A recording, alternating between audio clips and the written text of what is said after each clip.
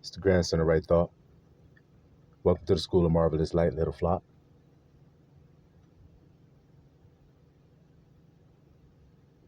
The true things are hidden, not because they're not there,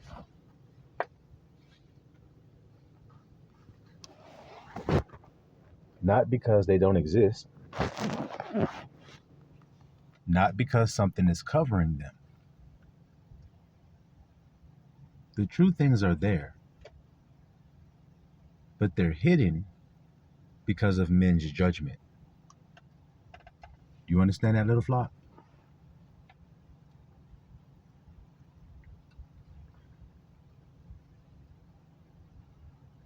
Because men judge wrong, then that means that what they see wrong. What they hear wrong. Do you understand that? So then if they hear it wrong and see it wrong, can they see and hear the truth when it's standing right there in front of them? It's kind of like Pontius Pilate when he was speaking to Yahushua and he says, "What is truth?"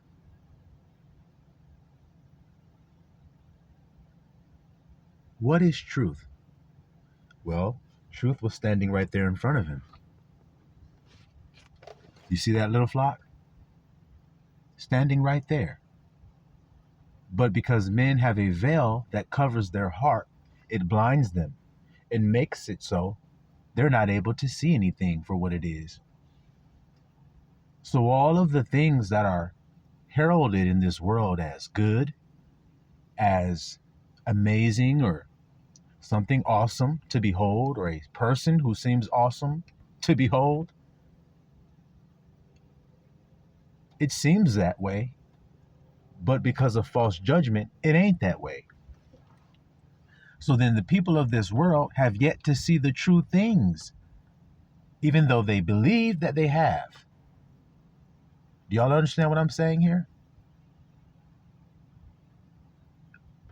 What we're talking about today matters as far as preachers, shepherds, teachers, spiritual guides. You understand that? Those people come to you a certain type of way because of the judgment that you have been brainwashed with. You believe that a preacher is this. You believe that someone who is somebody who's talking on God's behalf looks like that and sounds like that. See, it's about eyes and ears.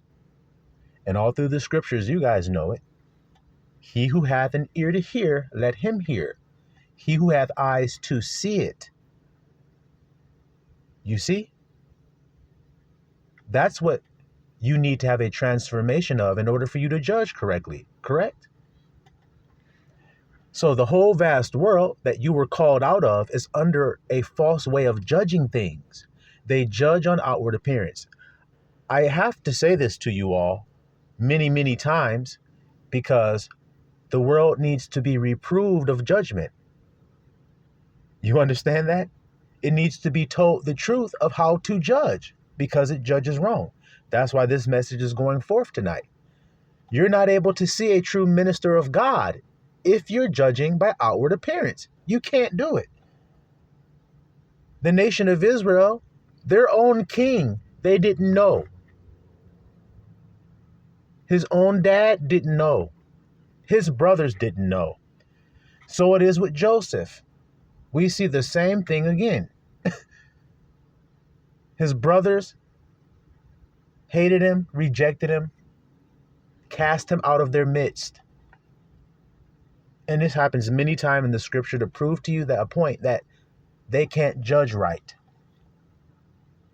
They're looking to try to see what it is about you that God has, why he has chosen you. And they're looking at everything other than the thing that God chose you based on. Isn't that interesting? When men look at you to judge whether you're of God or not, they look at everything other than what God looks at to judge you.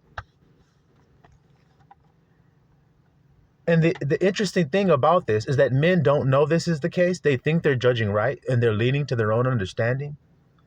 But yet when you search the scripture, you see Abba have to correct man of his judgment more than one time.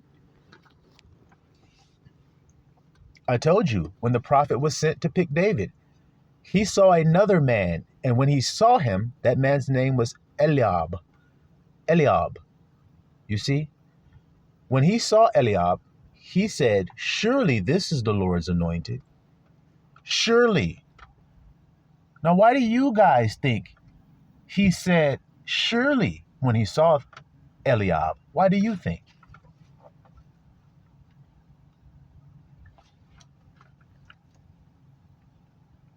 Could it be because of what he saw? Well, we know that's what it is because Abba says that. Man judges outward appearance, but Abba doesn't judge that way. He judges the heart, he says, and the reins of a man. So, what is the thing that pleases God when you have it? It's called faith. Do you notice that God's elect, it says faithfulness was the girdle of his reins? Do you see it, little flock? So do you see why he pleased God? Because of faith. Because that means he believes God. He believes the oaths and the promises that were made to him by God. He believes it. And so if God has made you a promise, you joyfully await for it, like Abraham. And he calls us who do that type of living the children of Abraham. You see it? There are many people who profess to be the children of Abraham. Read the Bible. They said, we be of Abraham's seed. Y'all said, I know you be of Abraham's seed, but you go about to kill me. This did not Abraham. For Abraham saw my day and rejoiced in it. But since they don't understand the scriptures, they didn't know what the hell he was talking about. And then they said, you're not even 50 years old, and have Abraham seen you?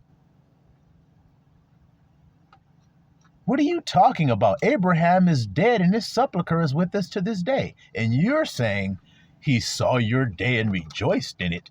See how they don't know the scriptures? Well, watch how the grandson's going to break it down. The reason why he said that was because he is the promised son that Abraham waited for with long patience for it. You see it? That man is called Isaac in the Old Testament. Isaac is the promised son who was laid upon an altar to be sacrificed as a spotless lamb, as a sign, just like the sign of circumcision was given. Because God's children are circumcised. But guess where they're circumcised at? That same place that where God's looking, where men are not. See? You see it? So men, being carnal, think that they circumcise the foreskin of their penises and that's pleasing to God. When and where is it? When God says, my children are they, I just read it to you in the last message or the last couple messages, my children are they who are circumcised in heart. Now watch this. God's people are called Jews. But what does the Bible say? A true Jew, see, a real one, is not one outwardly. So stop. What am I telling you guys? Do you hear it? Do you hear what I'm saying? I am reminding you of everything Yahushua told you, aren't I? That's what the Spirit of truth comes to do.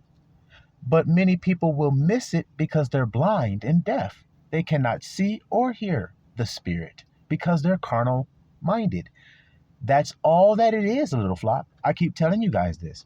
When you have aught with a neighbor or a person or a family member or anybody, think about the mind that you're in and the mind that they're in.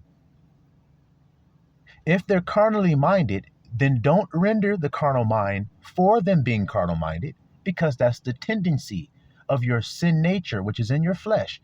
It is to return evil for evil, an eye for an eye, tooth for a tooth. So in other words, carnal for carnal. See it? Don't do that. Render good for evil. Render a spiritual mind when someone gives you an evil mind, which is a carnal mind. When they are tempting you with the carnal mind to enter into it, stay in your house, which is the spiritual mind. Stay home. Don't leave there. Why? Because inside of your house, you have life and peace there, don't you?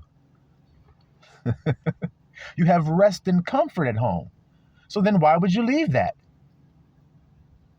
That's my question. Why would you leave your place of rest and comfort? Why do it? What benefit is it going to have in your life for you to do that? Well, let's see. If you leave the spiritual mind of life and peace, then that means there's only one place you can go. So where is that one place you can go? Obviously, it's to the carnal mind. Now, when you go into the carnal mind, you're leaving life and peace, which is where you were, and now you're going into a place called death. So as I was asking you guys earlier, what is it going to benefit you to do that? It isn't. So then why even try to give it an iota of your attention? See? Why? Only because of temptation and wrong judgment. See? Not judging the spiritual mind to be more powerful than the carnal mind. If you knew it was, wouldn't you be a fool if you didn't tap into the more powerful weapon that's laying on the table? In other words, if you're having a gunfight with somebody, right? And there's a BB gun on the table, and then there's an AR-15 on the table. Now it's you and another person is going to have a gunfight. Y'all are going to run to that table and grab the guns that are there and start to fire at each other until one of you is dead. So you're telling me what you're going to do is when you get to that table, you run and you outrun the other guy, you get there first. And when you get there first, you're going to grab the BB gun and start firing that at that guy as if it's going to do anything to him? I ain't. I'm grabbing that Draco. Y'all hear me today? That's the one I'm going to grab because it's the one that's going to get the job done, isn't it? Well, that's what I'm saying about this, guys. The spiritual mind is the Draco. The spiritual mind is the 50 cal. The carnal mind is the BB gun. Do you hear this shit? The carnal mind is that gun with that little orange tip on the end of it. The carnal mind is a water gun that you used to go to the sink and have to pull that little stopper out of the top of that plastic water gun, turn the water on like a quarter turn so it comes out just strong enough that it makes that little stream of water that fits right down into the hole of that water gun. Then you fill it up to the top, and then you take the water gun and take a swig out of that little hole. You suck some of the water out and drink it because it got that funny little water gun taste to it. And then you put the cap back in top of it, and then you run out there, and then you're going to shoot somebody and take their life? I don't care how much ammo you put in that gun. It's not going to do anything but wet my t-shirt. And by ammo, I mean, I don't care how many times you go to that faucet and fill it up, it isn't going to work. So this is what I'm telling you guys about the carnal mind when they come at you. You're offended because you were chilling. I know. You were just chilling, minding your own business, and you don't want to be squirted with water like that randomly. I understand, but it ain't going to kill you. It's an illusion that it's going to. I don't care if this guy takes his water gun, puts a scope on it, puts a silencer, some special made silencer on the end of his water gun, paints this shit black and everything,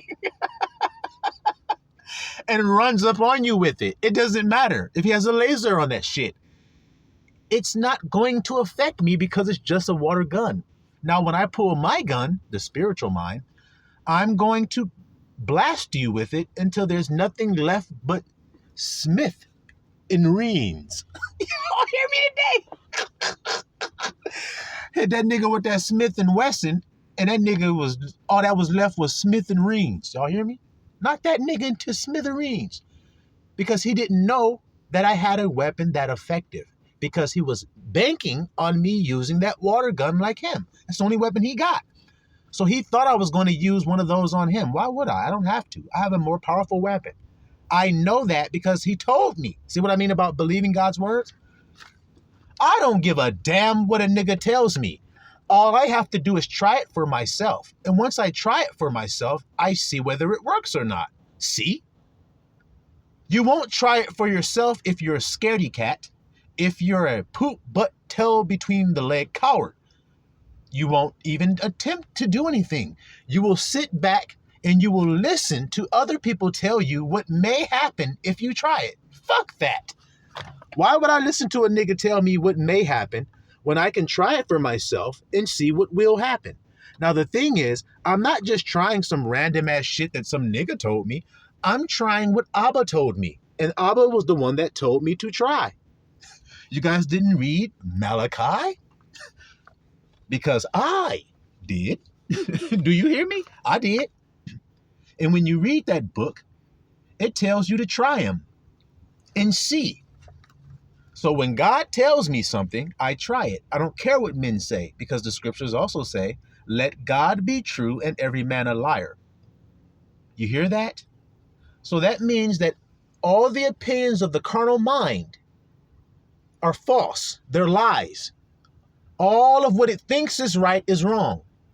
But the spiritual mind is right about everything because it's truth. See that there, little flockulators? So then God is a spirit. So then the words when he says that he's talking, you should listen to him. And you should heed to what he's telling you. And understand that spiritual things are spiritually discerned. So when you hear people giving a carnal breakdown of a spiritual word, then that tells you the mind they're in. They're squirting a water gun. So they can't do any effect. So their word doesn't bear any fruit in you. It may feel good to listen to it when you hear it. It may make you think you're getting something good, but it ain't nothing good. It's like a GMO. It looks like a good apple. They made it look really good. See? It may even kind of taste like an apple, but it isn't. It's genetically modified. It's been altered so that it's not the real deal. But guess what? When you see the real deal apple, you see dents all up in them. When you pick one off a tree, every now and again, it has a little hole in there where a little worm may have got inside of it. Sometimes you see one still has a worm in it. Sometimes a good apple was on the tree and the wind blew and it fell off, and when it hit the ground, it put a ding in it. So when you get them at the market, you look in the crate of apples that are actual apples. They may be dinged up, the color's scuffed, the shit ain't perfect, the shape is a little weird. Some of them aren't perfectly round and all this. But when you go to the GMO bucket, you look in there, they're all perfect and they all look exactly the same without a scuff or a dent. That's the apple that's pleasing to your eye. Well, what did Eve say when she looked at the fruit? It was pleasing to the eye. See it? But was it pleasing to you?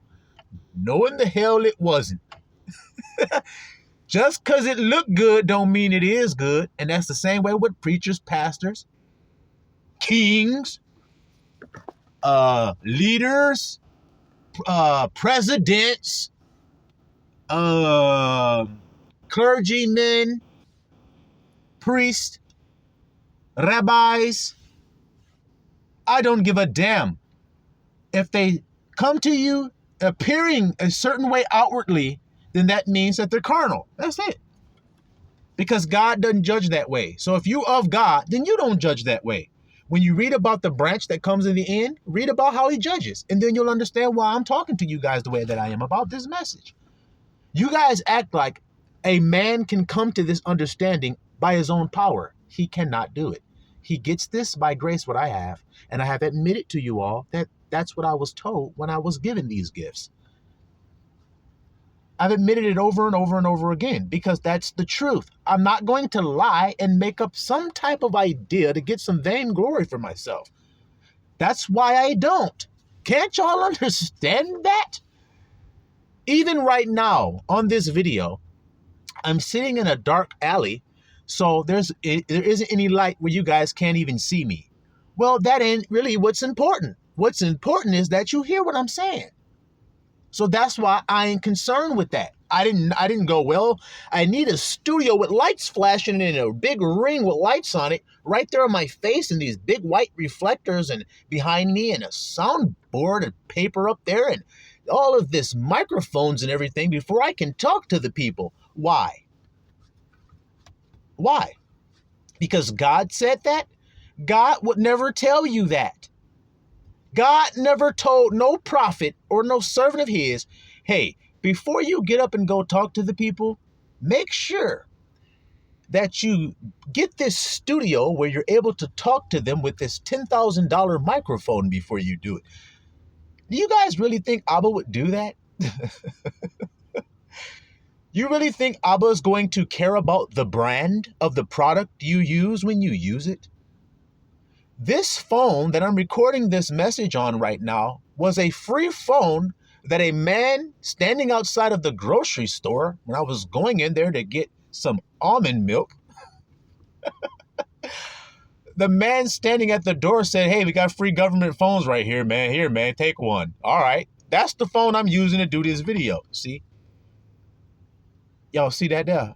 That's why I got a limited amount of access to use it as far as internet. It's a minute phone. It only got a certain amount of minutes you can talk on it. Y'all remember that from back in the day? Back when you was in high school? Well, maybe when I was in high school, that may not be the same time frame for y'all. We used to have minute phones and you would get a reload card. Get 50 minutes, buy that shit at the store and come scratch this shit, put the code into the phone and shit, add the 50 minutes to your phone and all this shit. Get a 250-minute card, then call your girlfriend, then your phone minutes run out. Shit, I gotta go get another card tomorrow, girl. I'm gonna call you tomorrow when I get my card. Y'all remember that shit?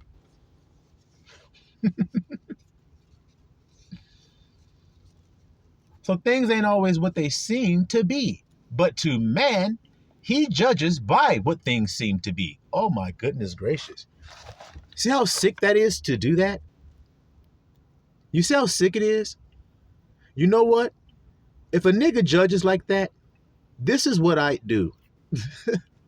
This is what I do. I get a picture of a coral snake. Now I just get a picture of the shit. I get a picture of a coral snake and I would show somebody this picture of this damn coral snake, right? And then I would go and get a scarlet king snake. Now, I just showed them the picture and told them all about the coral snake. Gave them all the details about how poisonous it is, how dangerous it is if he bites you and all this shit, right? So I do all that and show this man this picture. And then I get the Scarlet King and throw it in the room when that guy's in there. Now that he's seen the picture and heard all about the coral snake, I throw the Scarlet King snake in the room. What is he going to do? He's going to look and think that he's looking at a coral snake, and he's going to get scared, run off, run and hide, and try to kick that damn thing and stump that damn snake and all that shit. You see that there, little flockulators? That's what he's going to do. Not knowing that all along, it's not even a poisonous snake. You hear that, little flockulators? It's not even a poisonous snake. It's actually a poisonless snake. It just looks like the other guy. So do you see how the carnal mind, how silly it can be duped and tricked? How easily it can be duped? Don't you see it? Because I do. It can very much easily be tricked into thinking something that's just not true. You hear that? But it will think it's true. That's a damn coral snake. Shit. Well, so it is with, like I told you, shepherds, pastors, preachers, and those who are actually deceivers. They're wolves in sheep's clothing, guys. I say this all the time because I'm like, do the people actually hear what that's saying there? I mean, I know they hear it, but you have to spiritually discern that. You can't just physically hear it and say, okay, that means there's wicked people hiding, act like they're good people. But that doesn't do you any good if you don't know what truly is good and wicked. Do it. See what I'm trying to say, little flock? Do you see the subtlety of what I'm saying to you? Your enemy is very subtle. So then you must be. And that's why Yahusha told you, be wise as a serpent. See? Be as subtle as he is. So then when you're thinking and getting understanding, you learn to be subtle. You see that there?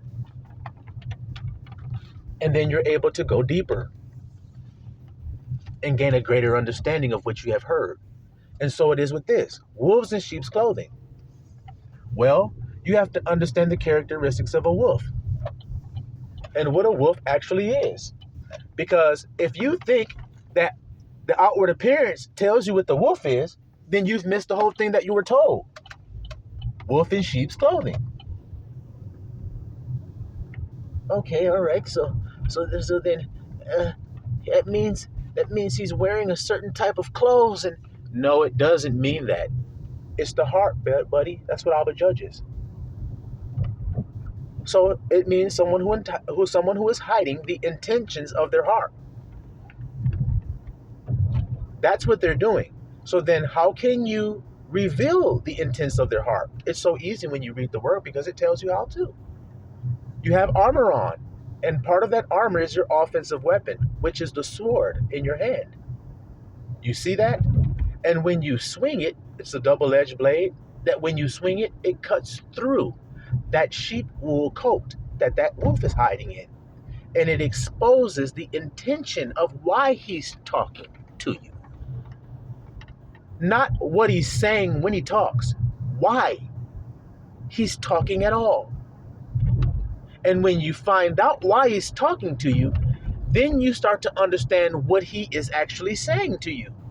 See it? So now, what does the wolf want from the sheep? He wants to feed himself off of, see? He wants to eat off of.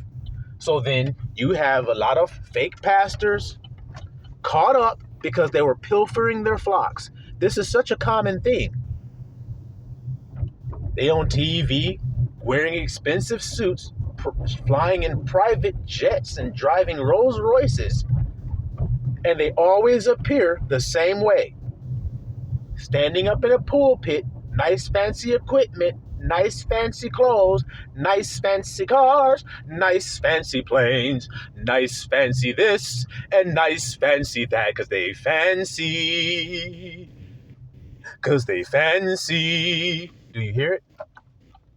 So they got to have fancy, smancy. Abba don't give a damn about fancy. He doesn't care about outward appearance. So then why in the hell do you need fancy if God doesn't care about that? Well, because, man, I want to make a good impression on people and show them the power of God's blessings and what God will do for you if you just submit yourself to him and fall down before his throne of grace and mercy and in praise without ceasing and you know how they be stuttering and they stuttering like that, the false pastors, because they're trying to think of a lie.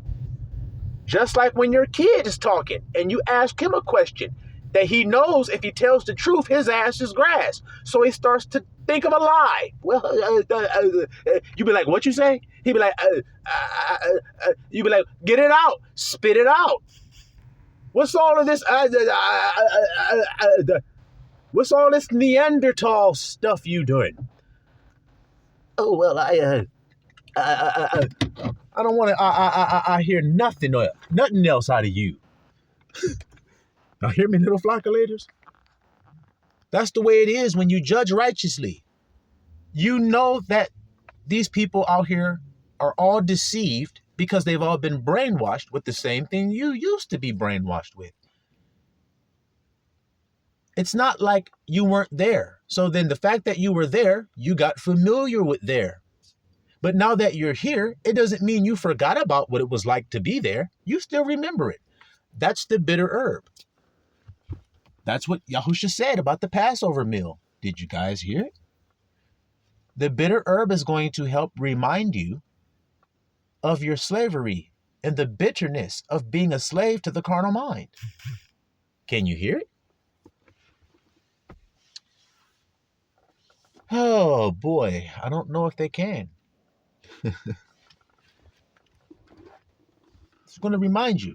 So yeah, you're going to remember it, and that's the way that you can help save. That's the way that you can help deliver another, that you can succor and comfort your brother, is because you know exactly how it feels to be under that wrong judgment. As an example, I'll give you guys this example that I always give, but it's going to show you the difference between the two minds, even though it's the one man there.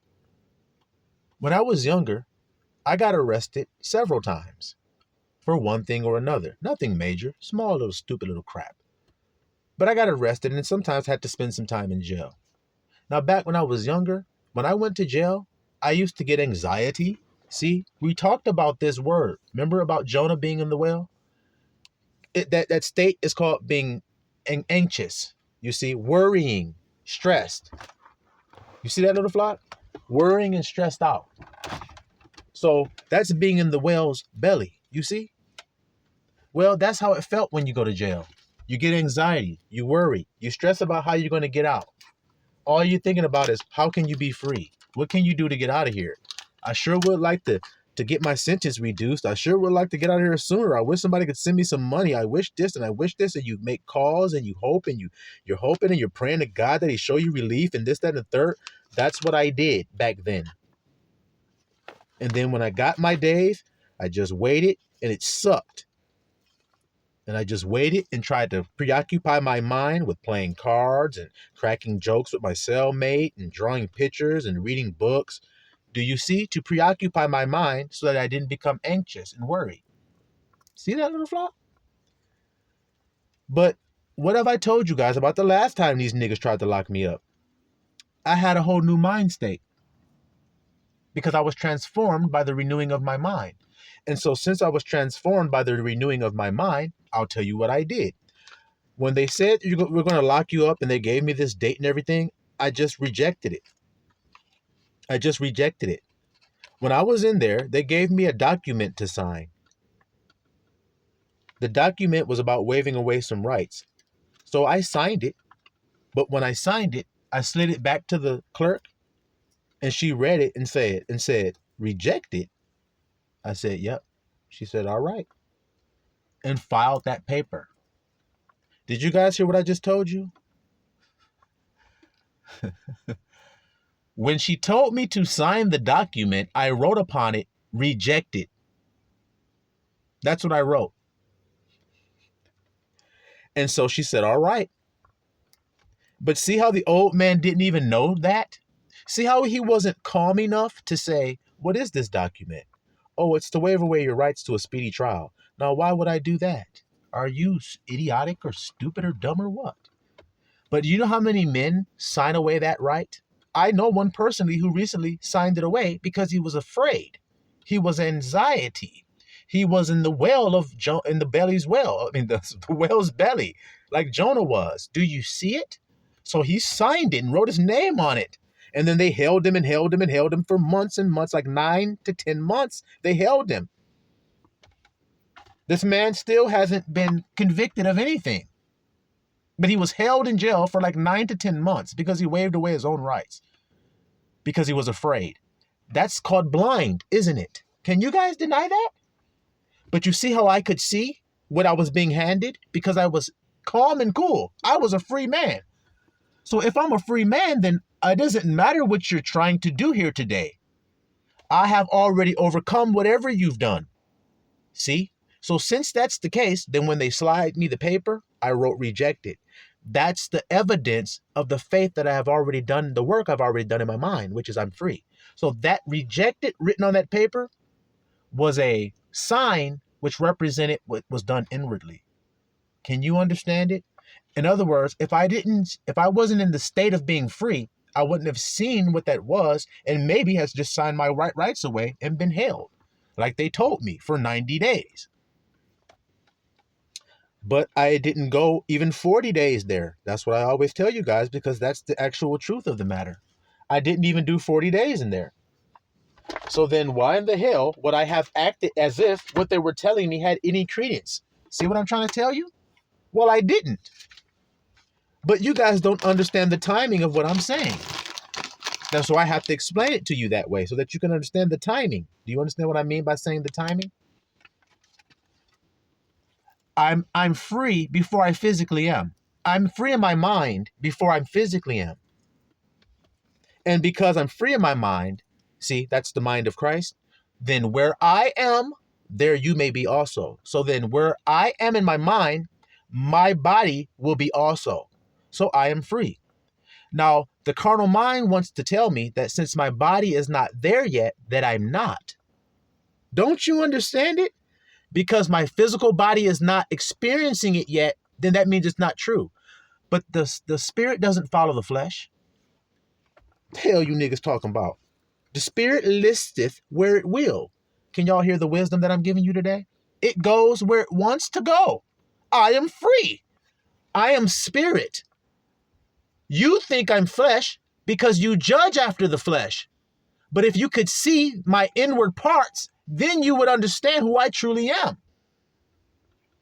See how easy that is to understand? Now, who I truly am in the inward parts is where the power is, according to Yahusha. And that's where I have found it because I've tried it, like I said earlier in this message. I just attempted it. Once he told me what to do, I said, okay, I'll try that. It doesn't make sense to the carnal mind that I'll have what I seek for this way, but I understand that he's transforming my mind because that's what the scripture says you need. You need a mind transplant. Be not conformed to the image of this world, but be ye transformed by the renewing of.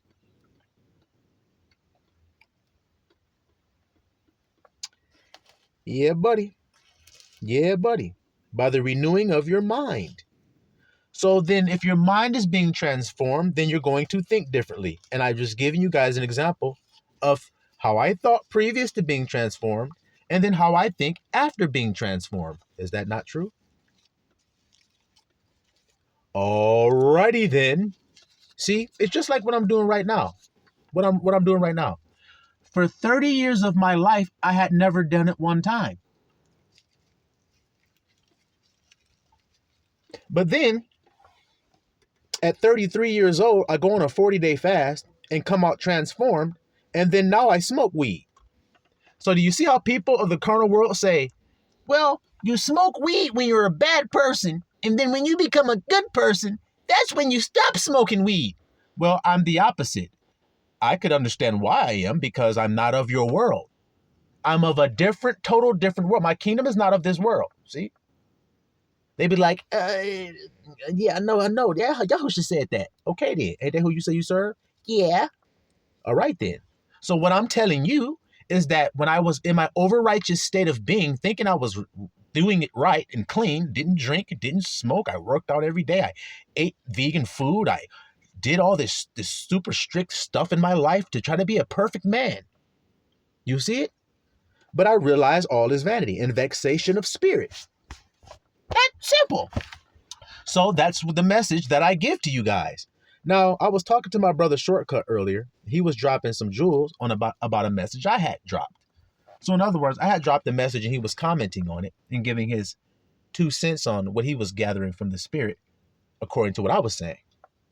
And one of the things he was talking about was this. It was this name Abel. And how I said in my video that Abel is sorry, y'all, light flicked off, threw me off. How Abel's name, means breath, and it means vanity. It means idol, I-D-O-L. It means idol. It means basically waste of time. You see it? Pointless. Do you see that? That's the name Hebel, Abel, as you guys know him. So why is this the case? Why is his name breath, vapor, and vanity? And when you look up that name in the Strong Concordance, Hebel, you'll see it means vanity of vanities. Do you see that, little flock? So now, I have told you guys that there is a thread in the Bible of the grandson. It starts with Abel, and it ends with the branch. You see it? The first and the last. It's Abel. There was a second Adam, and he came a quickening spirit. So there's a second Abel who comes a quickening spirit, regenerated in like fashion of his father. See it? Now, that man, that branch, that grandson of God, his message is a specific one. You hear what I'm saying to you, little flock? Follow me if you can, because when I give you the scripture, it's going to make perfect sense. The grandson, the thread that I gave you guys. Now, check and let's see real quick. One of the grandsons of the Bible, Abel, of course, the first one. Give me an example of another one. Jacob would be another example of the grandson, the branch that bears the fruit. See, the 12 manner of fruit hanging upon the branch. See it? So Jacob would be another one. Do you see it? Give me an example of another one. Solomon would be another branch from the root of Jesse. Solomon's grandfather's name is Jesse. See it? You see it there? Now, when you get to this particular grandson, which is Solomon, he builds the temple. What does it say about the branch? He shall build the temple. See how it's a fulfillment of the grandson part of the story? When you get to Solomon, Solomon's going to say something in the book of Ecclesiastes right there in the beginning. He starts it by saying, vanity of vanities. Can you guys understand that? Or what can you understand if you can't understand that? It's so easy to see that once you've been shown it, isn't it? Abel's name is vanity of vanities, and then he's the grandson. And then when we get to another grandson who builds the temple and is a priest, a high priest after the order of Melchizedek, you see it? He says that, and he says, listen to the words of the preacher. And when he says preacher, he says capital P. Like I told you. Now, that word preacher means collector of sentences. You see it? Isn't that interesting? Collector of sentences. So he is the collector of the sentences that Yahusha has spoken. He is the collector of them. So he has them collected in his heart. So then he is elected out of Yahusha's branches. And he's risen up to be called the branch or the disciple. You see it? The disciple. And so you see the grandson being fulfilled again in Christ's disciple in whom he loves. And that's Yochanan, which means God is gracious. So then God is great. It's everywhere, guys. This truth that I'm giving you is all in the Bible. I'm giving you nothing but the Bible when I'm giving you the truth that I'm giving you. Explain to you exactly who I am and why I say what I say. Correct? Now, how many preachers do you know do that? Skeet-and-dee-lee, can you understand me? Skeet-and-dee-lee, I don't think they can understand G. Skeet-and-dee-lee, I don't think they can understand B. I don't think they can understand B, the branch. Can y'all? Because I'm making it nice and plain and clear and easy for you to understand. Solomon, who was the grandson, says, vanity of vanities. All is vanity, says the preacher. With a capital P. So now here's the grandson at the end of the world telling you I'm the branch. And guess what message I have to give you? All is vanity, my niggas. Y'all labor, you laboring in vain.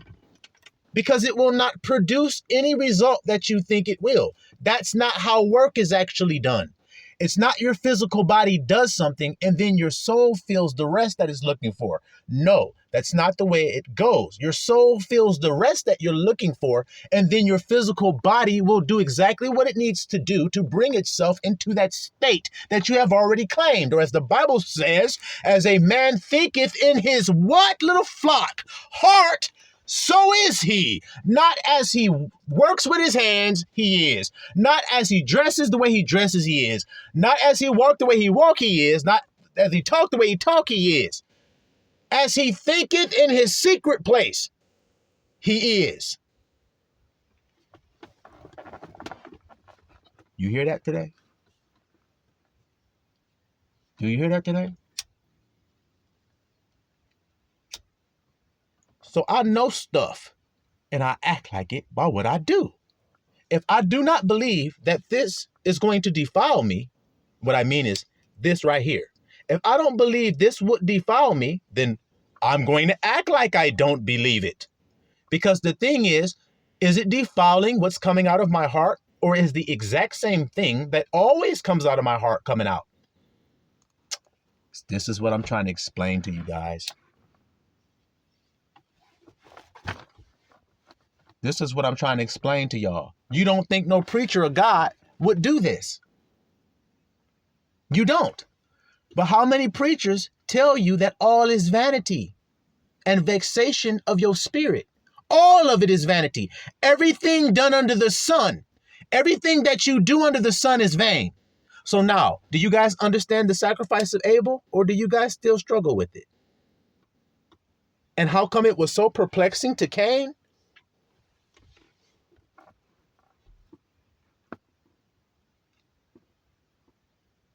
Well, let me help you guys understand it in case you don't. Cain was a tiller of the ground, so he had to toil by the sweat of his brow, much so to reap any type of harvest. But he worked very diligently to bring in that harvest. You see, because he's a man of the field. That's like Esau. Same characteristics, same grandson story. One is a man of the field. So he get out there and he can get it. You see? But the other son is a plain man dwelling in his tent. So then he don't get stuff the same way. You see it? They're two different manner of people. The two grandsons are. They're two different manner. So this world you've been living in is one grandson. The carnal mind's way of living. That's Esau. Now I'm here representing the new son being born. The grandson. See how that's going? And when the grandson comes to the earth, he tells the earth, all of it is vain. All of it is vanity. The only thing that you should do, or in other words, the whole duty of man, is to fear El and keep his commandments. That simple. So when it came time for the sacrifice, Abel just went and got one of his lambs out of his little flock. Didn't take much work. He just went and got one. But it happened to be his favorite one. It happened to be his beloved one. That's the one that he took and that he sacrificed. It didn't take the physical sweat of the brow. Can you guys hear what I'm about to tell you here? That's not the sweat Abel sweated when he gave up his lamb. He sweated drops of blood of grief and sorrow within. That's the sweat when he gave his sacrifice, was his blood and his tears. And that's what men say when they work really hard. I put my blood and my tears into this thing. I worked so hard. That's what Cain said. That's what Esau said. And that's what the many shall say to Christ. And he will say, I never knew you.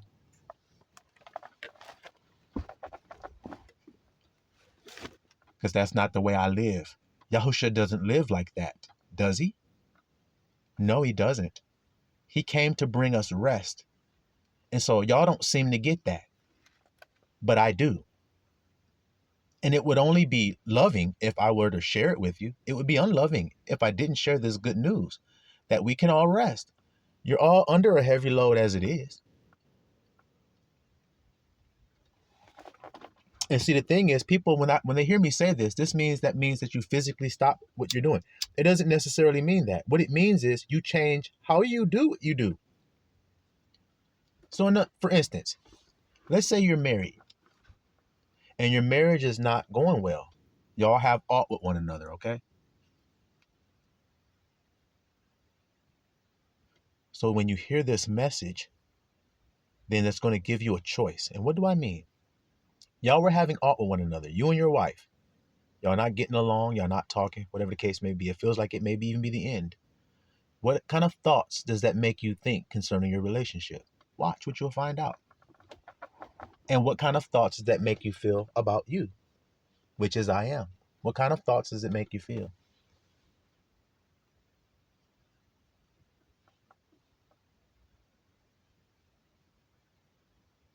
Now, those thoughts that it makes you think and feel, are those thoughts life and peace?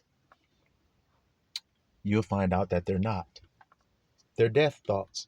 So do you see why your relationship is dead? Because as a man thinketh, so is he.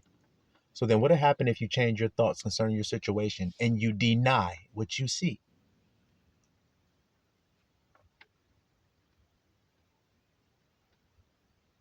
See, when I say that deny what you see part, that's where people shudder. That's where people get confused and they don't understand, because the carnal mind cannot understand that. It can only judge what it sees. So to be told, do not care or pay attention to what you see, it doesn't make any sense. Well, Christ is foolishness to the world. Is that what the scripture says? But we are fools for Christ. So that means that we don't believe what the 3D says. That looks crazy to people when they see you walk like that. When they see you asleep on the boat during the storm. They don't understand, how can you be in such a calm, cool state? Because I'm in the spiritual mind. And the spiritual mind is life and peace. And I don't leave that place, no matter what the storm looks like on the outside. That's what's strange to you guys. You react to the storm. I do not. The storm reacts to me. Because I am dominion.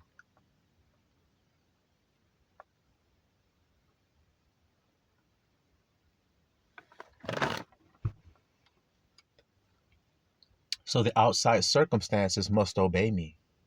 And if that's the case, then you need to try it and see if it will. And then you'll see it. And then you'll say, I ain't never going back to the carnal mind. Why would I? When all this life and peace is available to me, for me to simply claim what I want, step into it, and simply fight this fight.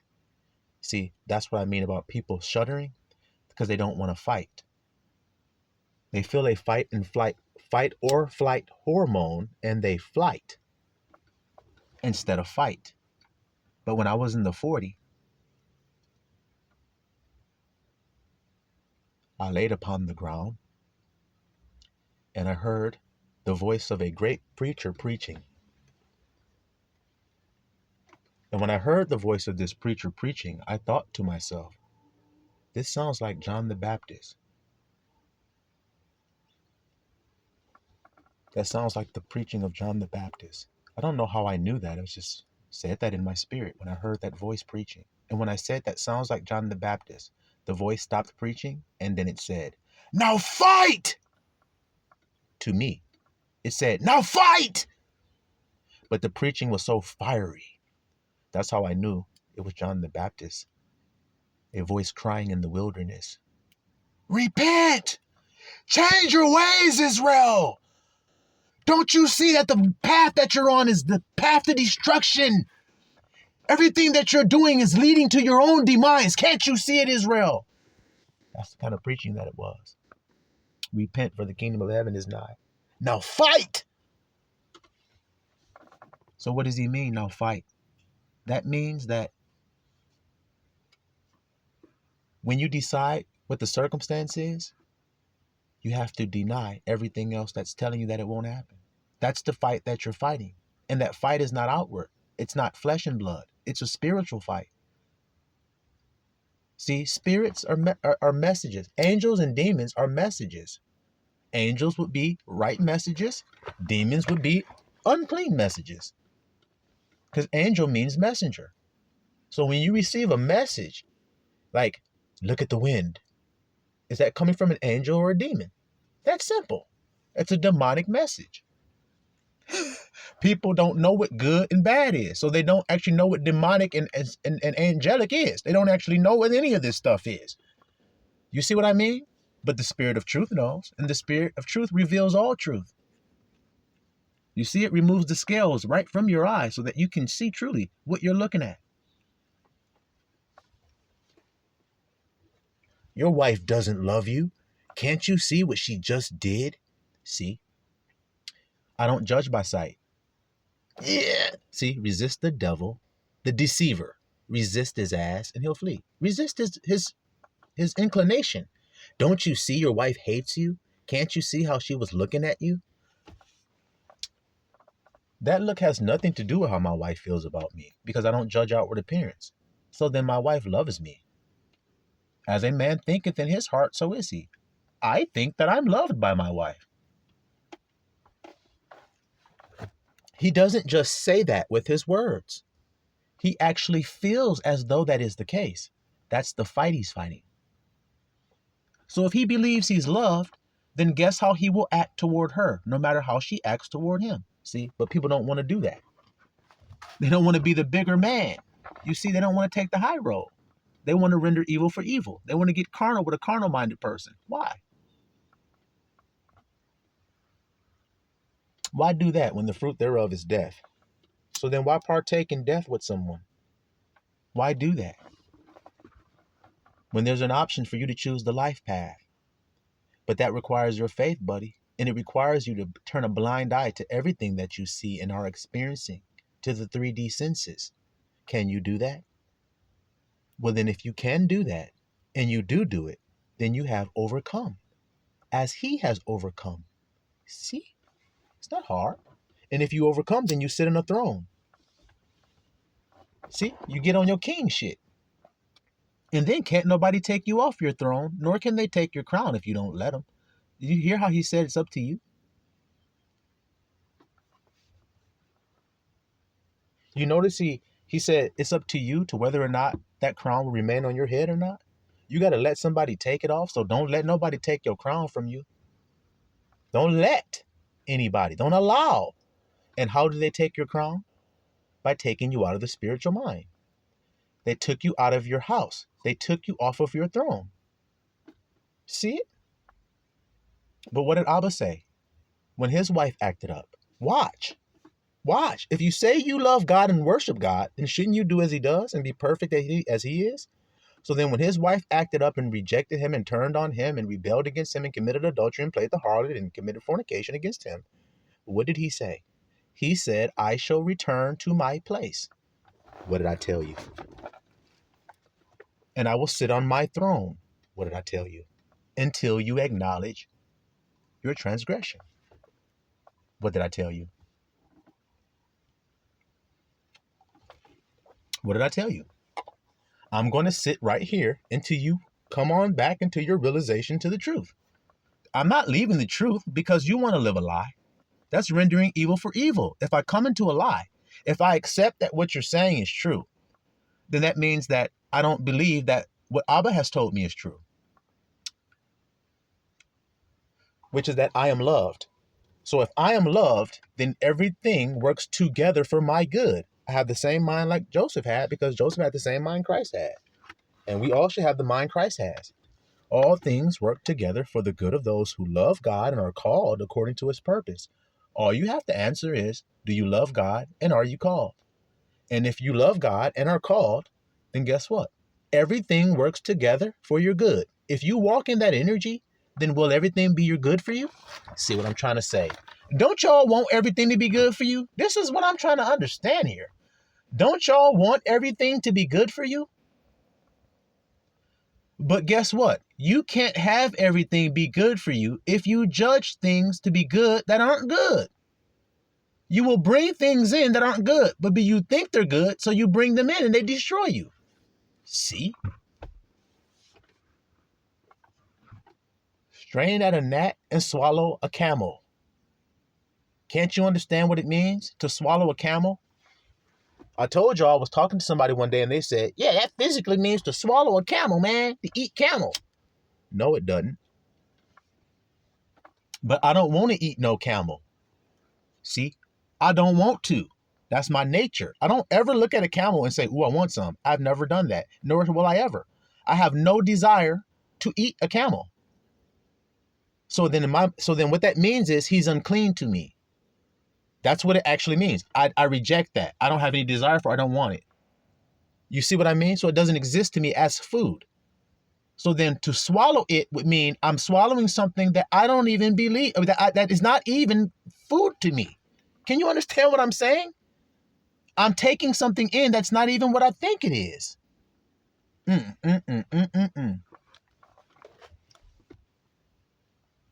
But look at what I'm focusing on that I think is unclean. A gnat.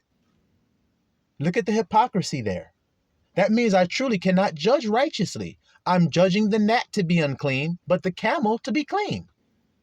What the hell? Do you understand that? Well, if you ain't got the spiritual mind, you can't. You think it's talking about just some food. But it ain't. It ain't. And it never is. It's always talking about the internal way, the internal world, because that's what Christ said he came from. And that's where he said his kingdom is. The kingdom of heaven does not come with outward observation. So then when the kingdom of heaven comes to you in your life, can you recognize it? Well, if you're looking for it to come in some glorious outward appearance way, then you're going to miss it. Just like the Jews missed it when Yahushua came to them. The kingdom had come nigh unto them, and they rejected him because it didn't come with outward glory the way they thought that it should. Correct? Look at this. Look how easy it is to understand what men's problems is.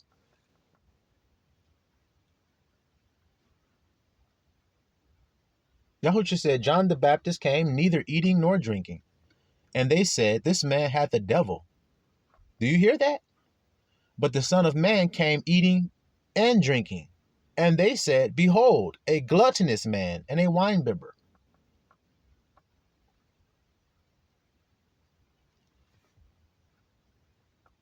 Behold, a gluttonous man and a winebibber. So then, why didn't Yahushua say, well, let me stop doing the things that make them think I'm a glutton. Let me stop eating the things that make them think that about me. Let me stop drinking the wine that makes them think I'm a winebibber. Let me stop doing that. So then they won't judge me to be those things anymore. No. Yahushua said wisdom is justified of her own children, which means if you're looking at what a man is doing while he's giving you some information, you're just too stupid to receive the information.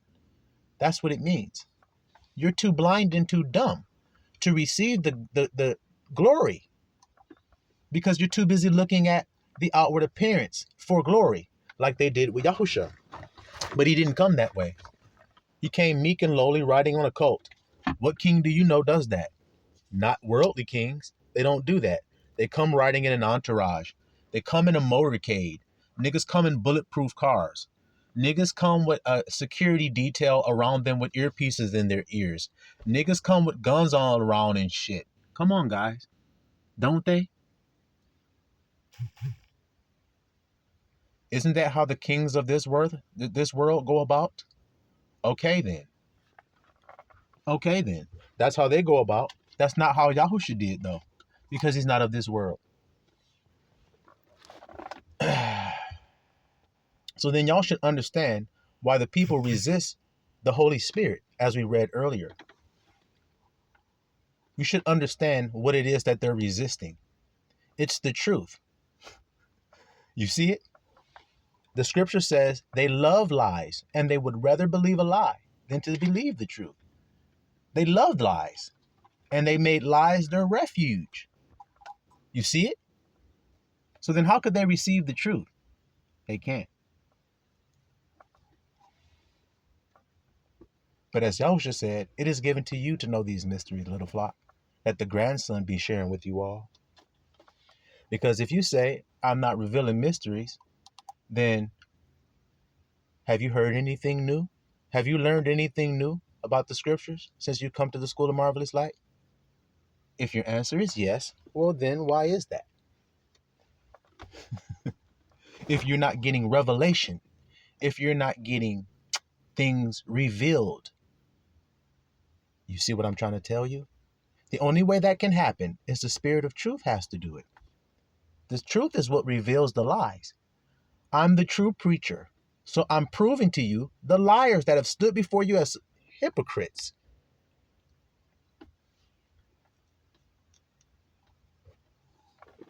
They'll never get in front of you and do anything that they do when you're not around. They will never do it.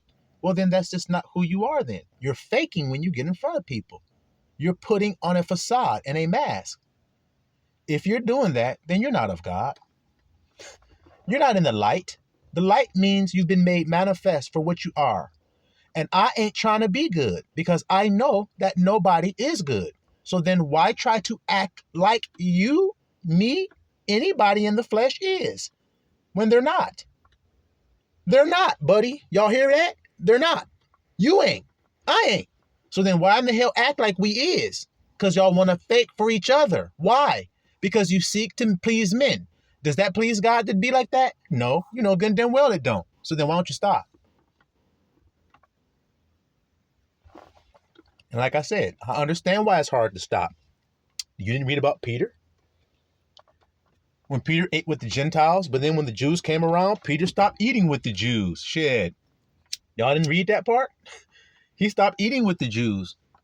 With the Gentiles, excuse me. He stopped eating with the Gentiles when the Jews came around. See? This is what I'm trying to get you guys to understand. So look, what the equivalent of that right now would be, I smoking some weed when I ain't on camera talking to y'all. But when I get on camera, I don't want you guys to know that I do that, so then I don't ever do it. But that's not real, is it? No. And if I don't do it, who am I trying to fool? Men or God? Can God be fooled with me hiding it on camera? No, he isn't. So then why the hell would I try to fool men? Fuck men. I keep saying that to you guys. Fuck them. Who cares? Why do I have that attitude right there? Because Yahusha said, when they said the Jews were offended at what you said, the Pharisees, man, they was offended at what you said. He said, leave them alone. They be blind as a blind going to a ditch anyway. So leave them alone. How come when they said, hey, man, the Jews were offended, Yahusha didn't say, oh, wow, really? Well, dang, maybe I should go talk to the far from seas and maybe try to get them to see. And maybe if I go and talk to them, they'll think different of me, and maybe they'll be my friend, and maybe we can all get along and hold hands and sing Kumbaya around an open fire with a stick going through a marshmallow making s'mores. The hell are you guys talking about? That isn't what he said. He said, leave them alone. In other words, who cares that they're offended? Who cares? They're always offended. They said John wasn't right, and they say I ain't right. Now, what do you say, little flock? Do you say John the Baptist and Yahusha, they were both charlatans, both liars, both filthy, both disgusting, even though they both came two totally different ways? See what I'm trying to tell you? He said that, and they both was called wicked. So then what in the hell is wrong with y'all then? How can they be so different, but y'all still say they both wicked? Which one is it with you guys? If you're perfect in the flesh, you only eat locusts and honey, you wear a camel's skin garment with a leather belt, living in the wilderness, separated from the mainstream world, and they say you're wicked for doing that. Something's wrong with you. You have a damn demon in you telling you to live like that. But then y'all should come chilling, drinking wine, laughing, kicking back, eating a big old plate of food. Hey, man, this guy, he's unclean too. He doesn't even wash his hands before he eats his food. Look at him there. See? A wine bibber. Look at him. He's a drunk. That's what wine bibber means, guys. I don't know if y'all don't understand that. Why were they calling Yahusha a drunk? What did they see with their eyes that made them say that? Y'all really going to be like that?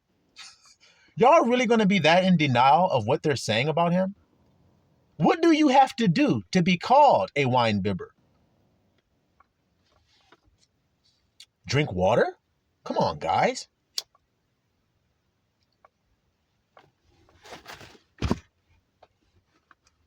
So how many preachers do you see sit up in there drinking a whole bunch of wine sitting up there while they talking to you? Why won't they? If they do drink wine privately, why won't they do it when they're giving you a message then? Why wouldn't they ever do it? Because somebody might say, hey, that's inappropriate, man. You're not of a sober mind, man. Okay, well, let me finish this message I'm going to give you while I'm guzzling this wine down into my gut. And then you tell me whether it was good to hear what I had to say or not.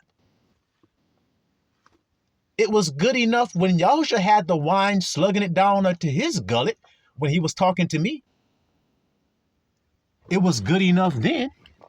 So now all of a sudden, it ain't good enough? That's what you telling me? I don't believe that. I say it is good enough. And Yahusha is good enough for me. What do you say? His ways are good enough for me. So I accept them. You see that, little flock? So I don't care what men think. Men are wrong. They can't judge right. They prove over and over they can't when they crucified the Lord of glory. And you mean to tell me I'm supposed to then come on the earth and the people say, oh yeah, that's a preacher with a capital P right there. But based off of how I look, sound, the things that I do, the things that I about me that make me seem so unclean, no, they just make me seem human, just like you. When you stub your toe, you be like, fuck. And who gives a shit? Nobody, except the overrighteous. Hey, when you stub your toe next time, say fudge. Okay? Whatever. I understand why you said fuck. That's why I ain't offended. Because when I stub my toe, that's what's coming out my damn mouth. Fuck! Oh, shit! Woohoo! Shit, that hurt. And ain't nobody offended by the shit. Y'all niggas is crazy. Y'all crazy, man. Like I said, I be looking at people like, oh, man. You're stressed out, sad as hell, panic about every single damn thing that takes place in your life. You react to every breeze that blows, but yet you're pointing the finger at somebody else about how they appear that makes them unclean? See the silliness of it all? See the silliness of it all?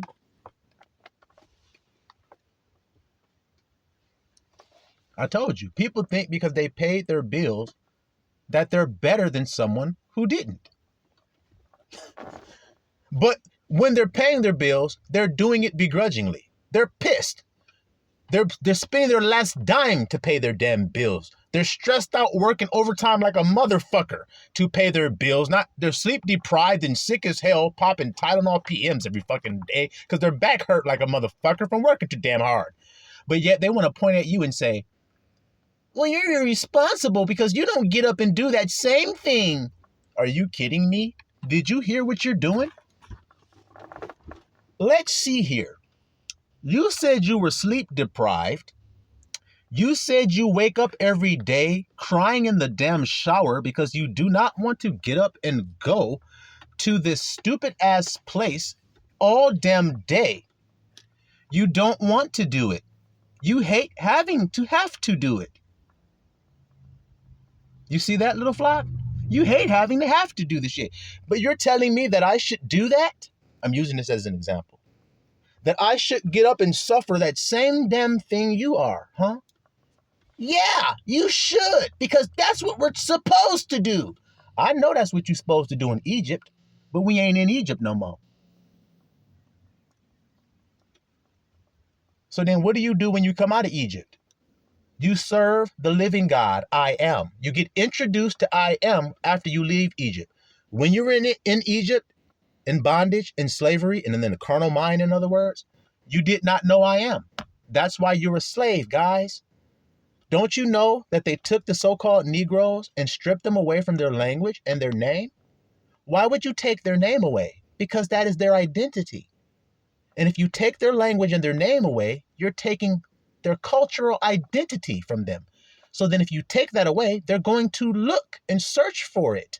And then if you're there standing there, then you can tell them. And they are going to believe men because they've been brainwashed to believe men and not God. Because their heritage came from God, not men. Don't you hear it? You shall discontinue from the heritage that I gave thee, not some man. So if you discontinue from the heritage he gave you, that's why you got a heritage that men have given you. Because you discontinued from what your father told you to do. Have faith. Rest. The name of your capital city of your nation is the city of peace, and you think you're supposed to be in some other state of being other than that? No. Nope. Peace be still. Peace be still. You see it? So like I said, little flock, we've been talking for a while, and I'm going to go ahead and end this message here. But I think you guys should be able to understand clearly what the grandson's saying to you today.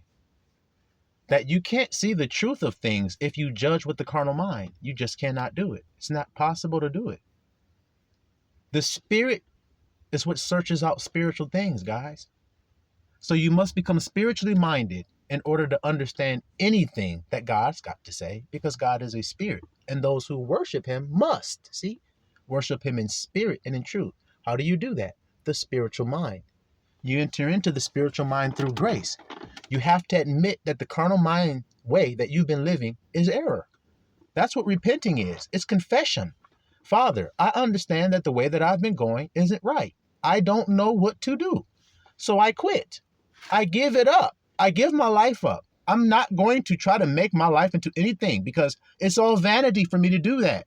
I'm going to build something vain. I'm going to build something temporary that will only satisfy me temporarily. I am through with doing that. I will never do that again. So I'm going to wait until you tell me what to do.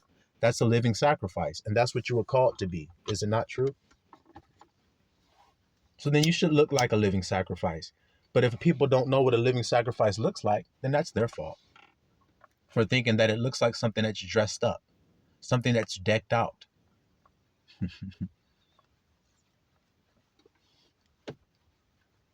But that's the furthest from the truth. You see? But y'all be blessed tonight, little flock. And hopefully that message was edifying to you all, that you judge righteous judgment today, and you judge the servant of the Most High based on his heart. Why does he do the things that he does? The labor that he does do, why? Is it for himself? Does he labor to gather up riches for himself? Or is this man laboring on our behalf? The labor that it took for him to acquire the sentences and collect them so that he could teach them to us was a workman, the Bible said it took to do that. So that took work. But did he work for himself? Did he gather those sentences for himself? Or did he gather them all so that he could tell us it was all vanity to do anything under the sun other than to keep the ways of the Most High, which is to love your God, which is I am, with all your heart, your mind, and your soul, to not take that name in vain. I don't give a damn who's trying to pull you out of that perfect state of being and peace. Don't let them do it. Let your peace surpass their understanding. Confuse them niggas with your peace. Have them looking at you like, how? How can you be so peaceful when I'm doing all of this? Because I don't have to believe you. Why would I believe you? You're not my God, nigga. Do you understand that? It ain't personal. I can't believe something that ain't my God. I believe my power. I don't believe in no other power. I only believe in my power. You see that? That's the only power I believe in. I don't believe in any other ones. So then there isn't any power to hurt me. There isn't any power to deter me. There isn't any other power out there that can hinder me. There isn't any power out there that can do a damn thing to stop me. Because I know where the power is. I am. That simple. Can't you hear it today, little flock? So now if you understood that, what I told you today, who does that give the power to? Once you see it, you, my brother or my sister that's listening to this message, it reveals the power to you that you have within you. That salvation that Yahushua come to bring to you. Silomam Israelah.